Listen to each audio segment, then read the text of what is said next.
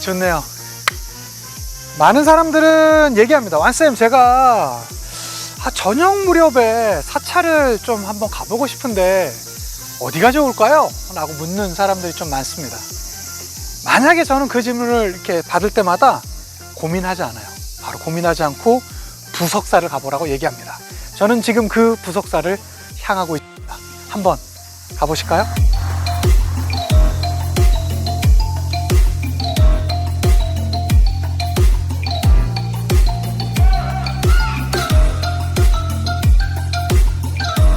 여러분 그거 아세요? 부석사에 국보가 몇 개일까요?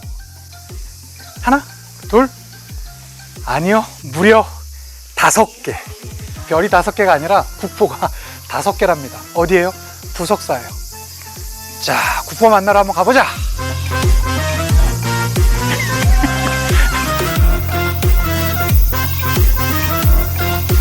여러분 혹시 단간지주라고 아세요? 옆에 보시는 것이 바로 부석사의 단간지주입니다. 이 단간지주라는 건 뭐냐면 사찰에 큰 행사라든가 뭐 기도회 이런 것들이 있을 때 당이라는 이 깃대를 놓거든요. 그러니까 이 깃발 같은 거, 지금으로 치자면 뭐 플랜카드 같은 것이 되겠죠. 근데 그것을 걷기 위해서 긴 나무 막대를 걷는 것을 단간이라고 하는데, 그 단간을 그냥 세워줄 수가 없잖아요. 그래서 어떻게 바로 저 두 돌기둥 옆에 단간을 놓는다, 그걸 받쳐준다고 해서 단간지주라고 하고요. 대부분 사찰을 들어갈 때마다 있는 바로 그 문화재가 바로 저 단간지주입니다. 단간지주를 지났다라는 건 이제 곧 사찰이 나온다는 얘기죠.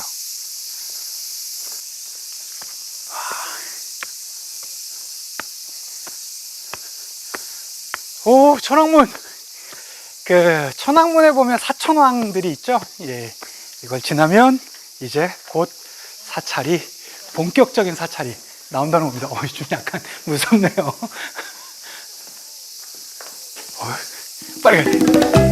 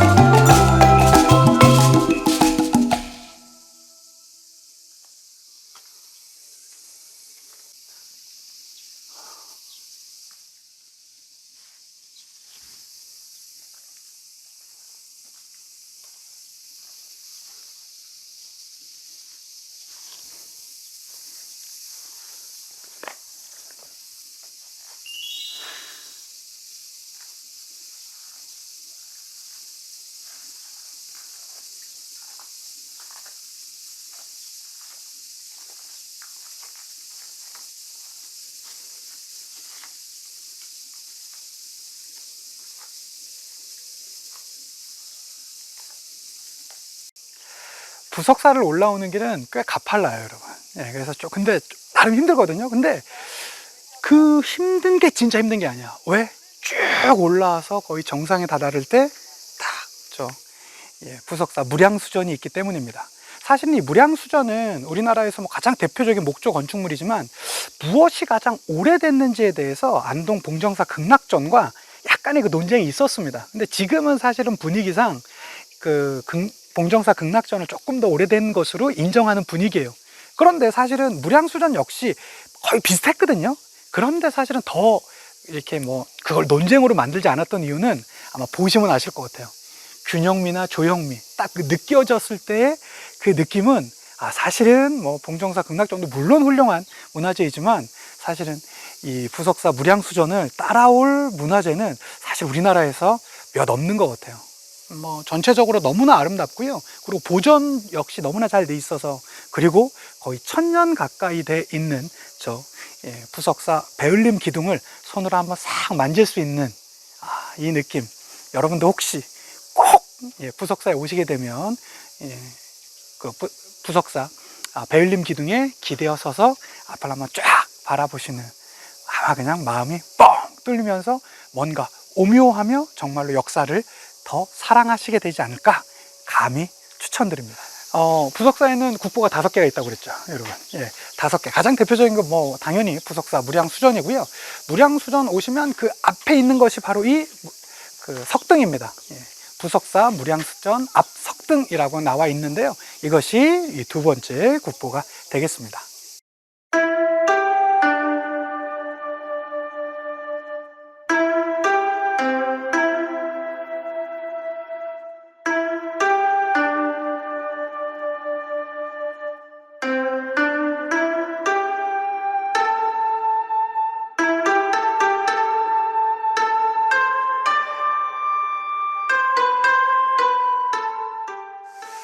부석사에 오시면 국보 5개. 첫 번째는 이 무량수전이고요. 두 번째는 저 무량수전 앞에 있는 석등. 그리고 그 세 번째가 뭐냐면 저기 안에 있는 부석사 소조 열의 좌상입니다. 저거 역시 우리나라를 대표하는 문화재인 국보이고요. 나머지는 저 옆편에 있는 조사당이 있으니까 조사당으로 한번 가보실까요?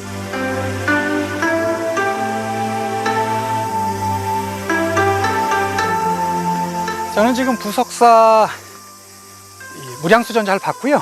이제 조사당으로 향하고 있습니다. 한 5분 정도 뒤로 올라가시면 조사당을 볼 수 있는데, 조사당 역시 국보인데 의상이 실제로 머물렀고 의상에 그림이나 이런 것들이 있는 것으로 많이 알려져 있고, 사실은 더 재밌는 설화는요, 거기 앞에 보면 이렇게 철창이 있을 거예요. 왜 있냐면 의상대사 이렇게 지팡이를 꽂았더니 거기서 그게 나무가 되고 지금까지 잘 자라고 있다라고 하는데, 선생님 근데 철창을 왜 만들어 놨어요?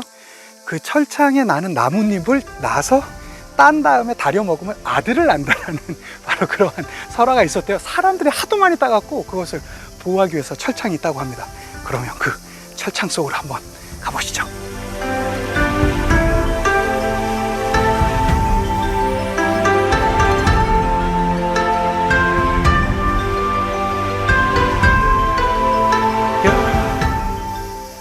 조사당입니다. 맞죠? 이제 제가 드렸던 말씀대로 철창이 쳐져 있죠?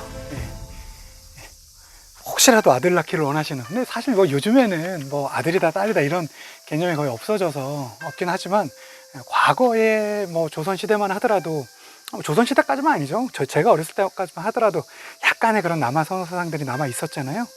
그래서 아들을 낳지 못했던 여인들이 여기 와서 이걸 그렇게 많이 따갔다라는 선비화라고 하죠. 그게 있고, 요게 바로 여기 있고요. 이 전체가 바로 부석사 조사당입니다. 이 전체가 여러분 국보예요.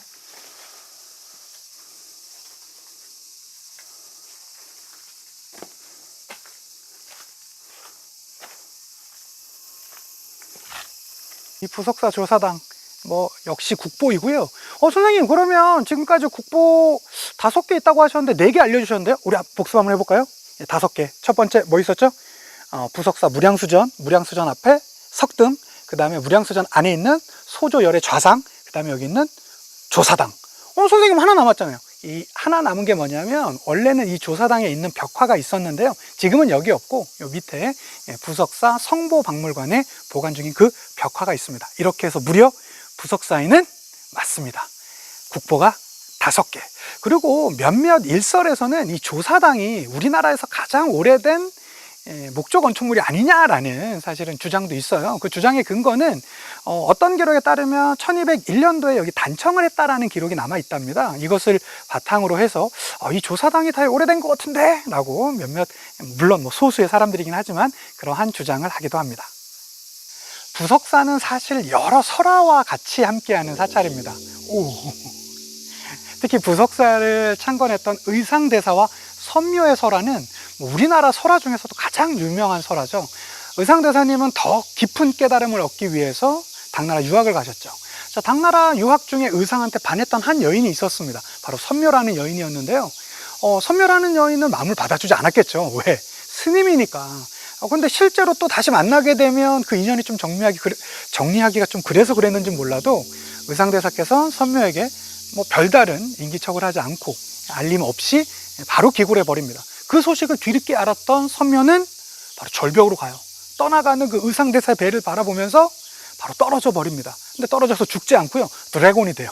용이 됩니다. 그리고 나서 저는 당신을 보호하겠습니다, 이런 마음으로 안전하게 귀국까지 도와줬다고 합니다. 의상대사께서는 그 이후 불교의 발전을 위해서 많은 노력을 하셨어요. 그래서 낙산사라든가 부석사 같은 대표적인 사찰을 지으셨는데, 그 중에서도 이 부석사에 대한 설화는 계속 이어집니다.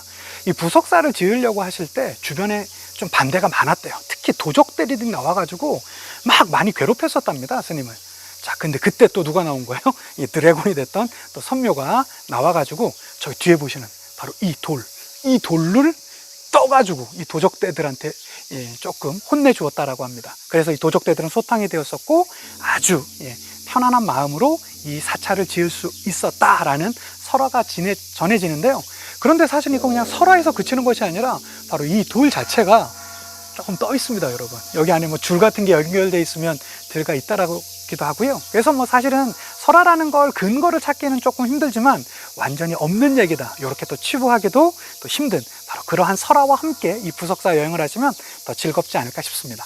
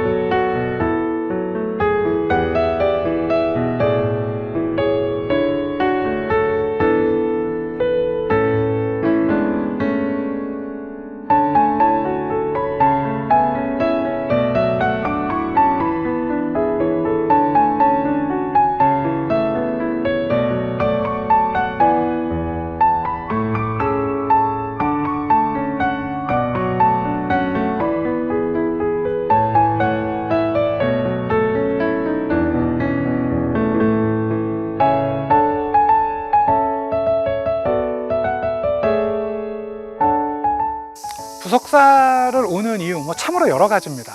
국보도 5개나 되고요, 저 무량수전 베을림 기둥을 보기 위해서, 또 한번 기대하기 위해서, 물론 그렇지만 정말로 여러분 부석사를 오는 아주 좋은 타이밍이 있어요. 바로 해질녘입니다. 해질녘, 저쪽으로 해가 질 때, 뉘엿뉘엿 질 때에 이 느껴지는 부석사가 주는 이 느낌은요, 다른 문화재에서와는 조금 더 남다른 그러한 푸근하면서도 평온하고 그러면서도 뭔가 오묘하고 신기한 바로 그런 느낌을 주는 바로 해질녘의 부석사입니다.